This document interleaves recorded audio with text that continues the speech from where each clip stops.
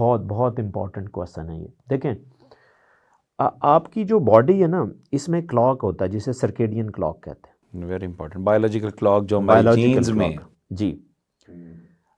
अब देखें, आपकी हर खूबी जो होती है ना, उसमें 24 घंटे में उस खूबी में एक पीक आती है। जिसे फर्ज करें लर्निंग का प्रोसेस है ना, ये 24 घंटे में एक दफ़ा पीक पे जाता है, फिर डाउन आ जाता है। तो अगर आप रात को यानी कि सुबह 3-4 बजे उठते हैं ना, तो जैसे आप उठते हैं तो उसके 5 से 6 घंटे के बाद आप लर्निंग में पीक पे होते हैं। यानी कि अगर आप सुबह 8 बजे उठे ना, तो तकरीबन 12-1 बजे आपकी लर्निंग बहुत पीक पे होगी। सही। इसका सारा तल्लक आपकी लाइट से है, लाइट के साथ ये क्लॉक चलता है। यानी जो अल्लाह ताला ने एक नेचुरल क्लॉक है जी, वो हमारे इनेट क्लॉक के साथ सिंक्रोनाइज्ड है। एग्जैक्टली। अगर आप फर्ज करें कि मैं सुबह 5 बजे उठाऊं और मेरी इंटेलिजेंस का या लर्निंग का लेवल 11 बजे पीक पे गया, फिर नीचे आना शुरू हो जाता है। इसका मतलब मैं 2-3 बजे ना थक जाएंगे। मैं सही लर्निंग नहीं कर पाता। अगर आप 2 बजे के दौरान एक दफ़ा छोटा सा नैप ले लें, चाहे वो आधे घंटे का क्यों ना हो, जिसे कैलूला कहा जाता कैलूला था। कहा जाता है। अब उसमें ये होता है कि आपका जो बॉडी है दोबारा सेट हो जाती है। जब फिर आप उठेंगे आधे घंटे बाद, फिर आपकी उस प्रोटीन में पीक आएगी, फिर आप दूसरा पीक एंजॉय करेंगे लर्निंग का। अगर आप दोपहर को 2 बजे 15 मिनट के लिए या 20-30 मिनट के लिए भी आप सो गए, तो बॉडी यही समझती है कि ये बंदा एक दफ़ा सो के उठा, फ्रेश हो गया, फ्रेश हो गया। बॉडी यही, क्लॉक यही समझता है। जब दोबारा आपकी आंखें खुलेंगी, फिर आप इंटेलिजेंस में पीक पे चले जाएंगे। फिर इसका मतलब है कि 2 बजे के बाद 6-7 बजे आप फिर अच्छी लर्निंग फेज में होंगे। तो इसका मतलब है कि आप 2 पीक एंजॉय कर सकते हैं लर्निंग के, अगर आप बीच में सो लें थोड़ा सा। Early to bed early to rise. Exactly. लेकिन दरमियान में दोपहर का सोना, असर के वक्त जिसे बात की अब इस तरह जाती है। देखें, कई कंट्रीज में ये कॉन्सेप्ट है, इवन कैलूला की ब्रेक दी जाती है। यानी कि आप 3 घंटे जो हैं, 3 घंटे आपको ऑफ, आप दुबई चले जाएं, आपको 3 घंटे कैलूला ब्रेक होती है। हमारे कल्चर में क्या है कि हमारे ऑफिस में काम पता है कितने बजे तक होता है? 5 बजे तक, और लिखा 5 है, 2 बजे गायब हो जाते हैं आप लोग। नहीं, गायब होने के लिए आप ज्यादा से ज्यादा मैक्सिमम 1 बजे तक सही मेंटली काम करते हैं। बाद में अगर आप ऑफिस में बैठेंगे तो डंडी सिर्फ मारते बैठे, हैं, मेंटली भी आप वहाँ प्रेजेंट नहीं है। दे इनकरेज के आप कैलूला करें, क्योंकि जब आप कैलूला करके दोबारा आते हैं तो फिर आपकी एक लर्निंग का फेज फिर पीक पे जाता है, शुरू हो जाता है।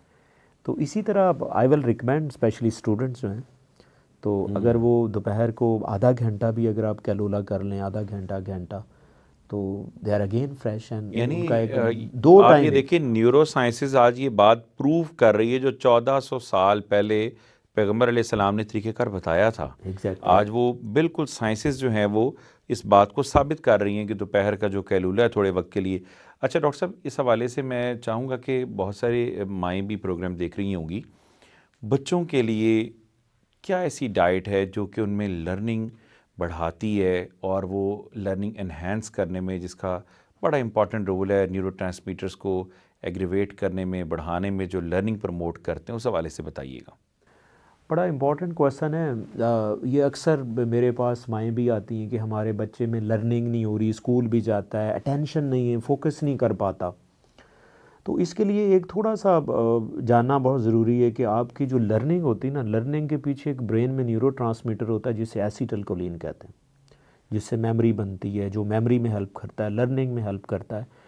तो बेसिकली वो आपकी बॉडी में जब बनता है तो वो रॉ मटेरियल से बनता है। वो ज़ाहिर है आप फूड ऐसी देंगे जो एसिटिलकोलिन को बनाने वाला जिसमें रॉ मटेरियल होगा, तो डेफिनेटली वो एसिटिलकोलिन ज़्यादा होगा। फॉर एग्जांपल एक मैं सस्ता सा सोर्स बता देता हूँ, लाइक अंडे बहुत इंपॉर्टेंट है। और अगेन ये बात ऐसी है कि आप दुनिया के किसी रीजन में चले जाएं, आपको ब्रेकफास्ट में अंडा ज़रूर मिलेगा।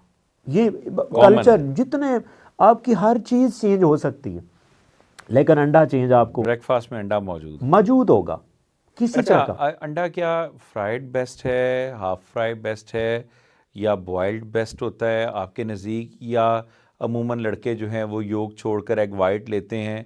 किस सूरत में आप उसको रेकमेंड करते हैं? बेसिकली अगर हम बच्चों की बात करें ना, तो बच्चों के लिए इतना कोई कॉन्शियस नहीं होना चाहिए, बल्कि उनको फ़ैट की ज़रूरत होती है। देखें अगर छोटे बच्चे हैं, 3 साल का, 4 साल का, 5 साल का बच्चा है, तो उसका ब्रेन डेवलप हो रहा होता है, तो उसको इवन फैट भी चाहिए। तो अगर इवन फ्राइड अंडा हो तो उनके लिए नो इशू।